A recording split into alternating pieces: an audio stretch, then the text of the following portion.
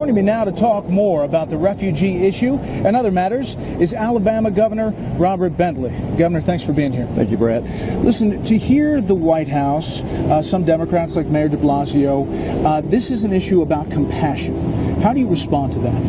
Well, I have compassion for these individuals also because they're fleeing from ISIS, and ISIS is our enemy. So I have compassion for them. But my job is to protect the citizens of the state of Alabama. And so when I take my job seriously, which I do, then I have to say what will keep them safe and secure. And so that's why we made the decision on Sunday night that none of these individuals would come into the state of Alabama. There is a question, Governor, whether you have a right on that issue against the federal government and the administration when it comes to refugees. It's very much like a natural disaster. When you have a natural disaster, the governor is in total control of everything. The federal government cannot come in unless I ask them in. This is similar. We consider this a threat, and we consider it a situation where I am in control. The governor has to be in control. Late this afternoon, the White House issued a veto threat to a House bill, as we just explained. Your reaction to that as it just happened? You know, I think that Chairman McCall is the chairman of the Homeland Security Committee, I believe he is. You know, he said the other day that there were certainly deficiencies in this refugee program that we have in this country. And, you know, when I decided on Sunday night to say that none were coming to Alabama, then we had 30 other governors that came along beside me and decided to do exactly the same thing. And because of that, the President and the White House yesterday finally had a conference call with all the governor's offices across the country. And were you on that call? I was not on the call. My office was. I was in the air, so I could not be. And but the my sense office of that was. call and the... You know, they did not give us any answers. They really just reiterated their old policy that goes back for generations. And this policy needs to be changed. It needs to be either brought up to date or scrapped and something else put in its place. As you look at that map of all the states involved here pushing back against this, it is stunning.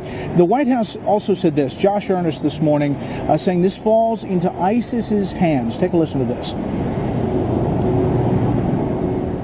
The president believes clearly that rhetoric, like we're seeing from the Republican side, only serves the ISIL argument, that they are leading a war of Islam against the West. So what do you say to that argument?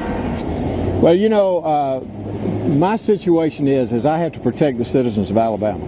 And I do believe that these individuals could potentially be a threat. You know, we don't have to be wrong but one time, and they don't have to be right but one time. And so when I believe that there's a potential threat, I have to protect the citizens of my state. Speaking of your state, Alabama, factoring in this election cycle, just went through the primary ballot process, getting candidates down there to file. You've endorsed Governor Kasich. I have. In this race. As we talk politics 2016 briefly, why do you think Republican governors who were predicted going in to do so well in this race at this point are not polling well, they're not leading, and some people are questioning whether governors will be in the final primary candidates? I am surprised at that because I do believe that we need to look to see who could actually win the race. And that's why I chose Governor Kasich, because I think he's the most qualified and I think he could win the race.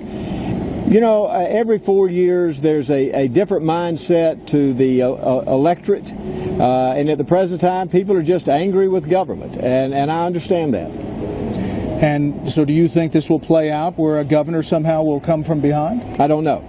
We'll just have to wait and see. I do believe that people will begin to say who can win on the Republican side and who would be the best candidate and who would be the best president. We don't need on-the-job training, and we've had some of that, and we don't need that. We need someone who has executive experience, someone who can run a government. Governor Bentley, we appreciate your time.